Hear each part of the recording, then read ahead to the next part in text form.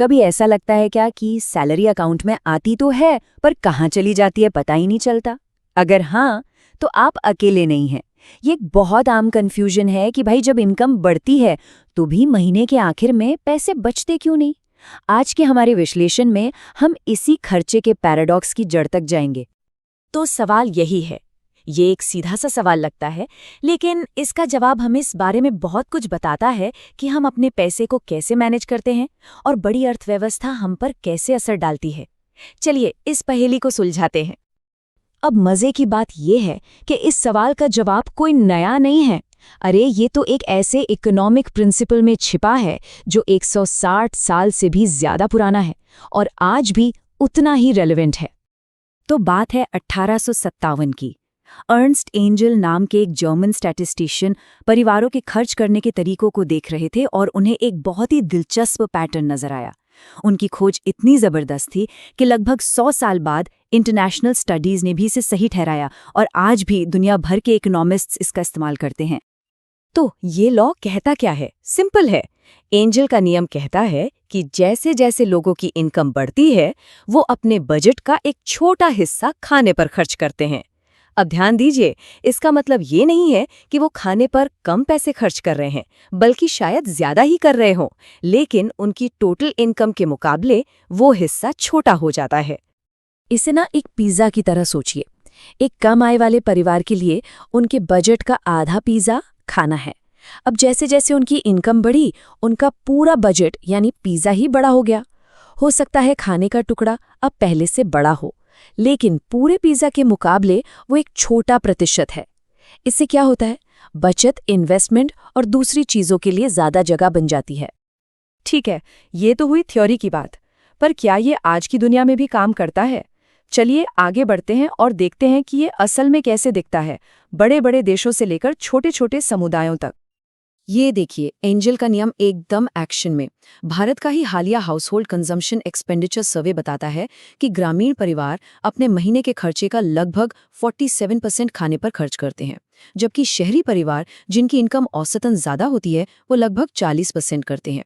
ये पूरे देश के स्केल पर इस सिद्धांत का एक परफेक्ट उदाहरण है।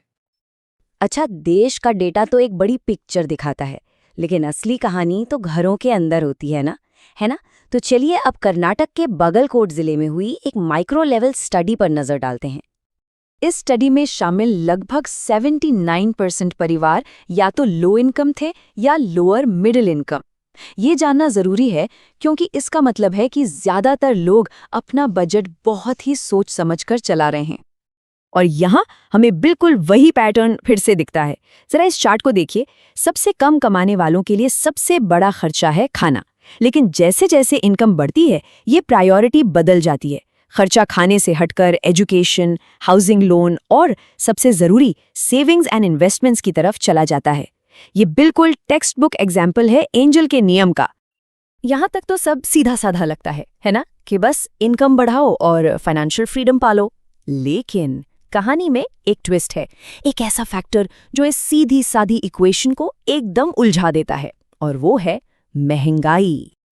देखिए, एंजल का नियम ये मानकर चलता है कि कीमतें स्टेबल हैं, पर हम ऐसी दुनिया में हैं जहां कीमतें लगातार बढ़ रही हैं। और प्रॉब्लम ये है कि सारी कीमतें एक बराबर नहीं बढ़ती।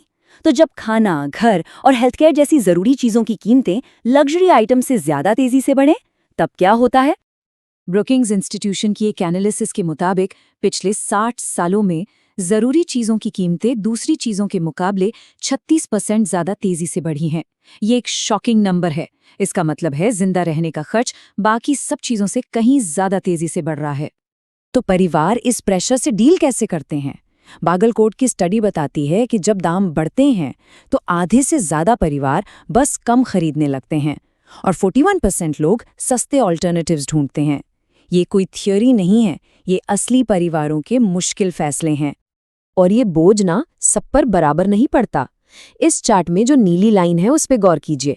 ये दिखाती है कि सबसे कम कमाने वाले ग्रुप में दाम बढ़ने पर लोग सबसे ज्यादा क्वांटिटी में कटौती करते हैं। ये प्रेशर इनकम बढ़ने के साथ साथ कम होता जाता है। मतलब सबसे गरीब परिवार ही सबसे ज्यादा पिसते हैं, जिसका सीधा असर उनके न्यूट्रिशन और वेलबींग पर पड़ सकता है। तो क्या ये सिर्फ मैथ्स की प्रॉब्लम है? कम इनकम और बढ़ती कीमतें, या इसमें कुछ और भी है? कुछ एक्सपर्ट्स का तर्क है कि ये हमारे सोचने के तरीके, हमारी मेंटालिटी से भी जुड़ा है। ये एक बहुत ही सीधा और साफ दृष्टिकोण है जो एक पॉपुलर यूट्यूब चैनल से लिया गया है। तर्क ये है कि कुछ लोग पहले एसेट्स यानी संपत्ति बनाने पर फोकस करते हैं, मतलब ऐसी चीजें जो उनके लिए और पैसा कमाएं, जैसे इन्वेस्टमेंट या प्रॉपर्टी, जबकि दूसरे लोग ऐसी चीजें खरीदने पर ध्यान देते हैं जो अच्छी दिखती तो हैं पर समय के साथ अपनी कीमत खो देती हैं। और ये कहानी इस बात को और भी पक्का करती है। बाहर से देखने में ये प्रोफेसर अमीर लगते थे, बढ़िया घर, अच्छी गाड़ी, लेकिन अंदर ही अंदर वो फाइनेंशियली स्ट्रगल कर रहे थे क्योंकि उनके पास इनकम जनरेट करने वाले एसेट्स नहीं थे।